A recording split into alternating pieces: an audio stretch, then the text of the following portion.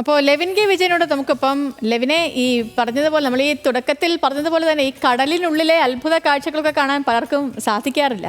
പക്ഷേ ഇതിപ്പം ഭയങ്കര അടിപൊളി കാഴ്ചയാണ്. ലെവിൻ്റെ എക്സ്പീരിയൻസ് എങ്ങനെയായിരുന്നു പോയപ്പോൾ? തൃശ്ശൂർ മഴയുണ്ടെന്ന് തോന്നുന്നല്ലേ? തൃശ്ശൂർ നല്ല മഴ തന്നെയാണ് സേതു. ചാവക്കാട് കടപ്പുറത്തിനടുത്താണ് ഈ സ്ഥലമുള്ളത്. ഏകദേശം ഒരു 5 ഏക്കറിലധികം ഉള്ളൊരു സ്ഥലം. ആദ്യം നമ്മൾ ഈ കാര്യത്തെക്കുറിച്ച് നമ്മുടെ ഒരു സുഹൃത്ത് അറിയിച്ചതിനെ തുടർന്നാണ് നമ്മൾ അവിടെ എത്തുന്നത്, ഈ വാർത്ത ചെയ്യാമെന്നൊക്കെ വിചാരിക്കുന്നത്. അവിടെ ചെല്ലുമ്പോഴും നമുക്ക് അത്ര വലിയ പ്രതീക്ഷയൊന്നുമില്ല.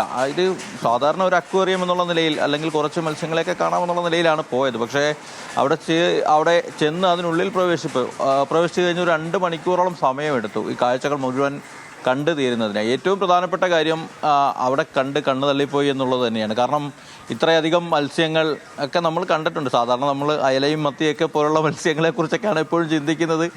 മത്സ്യം കിട്ടാനില്ലാത്തൊരു കാലമൊക്കെയാണ്. ആ സമയത്തൊക്കെ ചിലത് ആദ്യവും ഞാൻ വിചാരിക്കുന്നത് കുറേയൊക്കെ കിട്ടിയാൽ കൊണ്ടുപോരാം വെച്ചാൽ അങ്ങനെയൊക്കെ ചിന്തിച്ച് വെറുതെ ഒരു അലസമായി പോയൊരു കാര്യമാണ്. പക്ഷെ അവിടെ ചെന്ന് ആ കാഴ്ചകളൊക്കെ കണ്ടപ്പോഴാണ് അത്ഭുതമായി തന്നെ തോന്നുന്നത്. കാരണം ഇത്രയധികം മത്സ്യങ്ങൾ, അത് മനുഷ്യന് ഭക്ഷ്യയോഗ്യമല്ലാത്ത ഇത്രയധികം മത്സ്യങ്ങളൊക്കെ ഈ ഭൂമിയിലുണ്ട് എന്നുള്ളതാണ് അത്ഭുതപ്പെടുത്തിയ കാര്യം. അതായത് ഭൂമിയിലുള്ളതിൻ്റെ വളരെ കുറച്ച് ശതമാനം മാത്രമേ അലങ്കാര മത്സ്യങ്ങൾ അവിടെ എത്തിയിട്ടുണ്ടാവുകയുള്ളൂ. 300-ലധികം സ്പീഷീസ് മാത്രമാണ് അവിടെയുള്ളത്.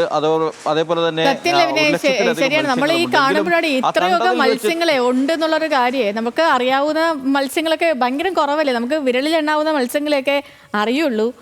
നമ്മുടെ വീട്ടിലൊക്കെ അക്വേറിയം കാര്യങ്ങളൊക്കെ ചെറിയ രീതിയിലെങ്കിലും ഉണ്ടെങ്കിൽ പോലും ഒത്തിരി വെറൈറ്റീസ് ഓഫ് മീനുകളെ കുറിച്ച് നമുക്ക് അറിയാൻ വഴിയില്ല. പക്ഷെ ഇതിപ്പോൾ കണ്ടോ എന്തുമാത്രം മീനുകളാണല്ലേ.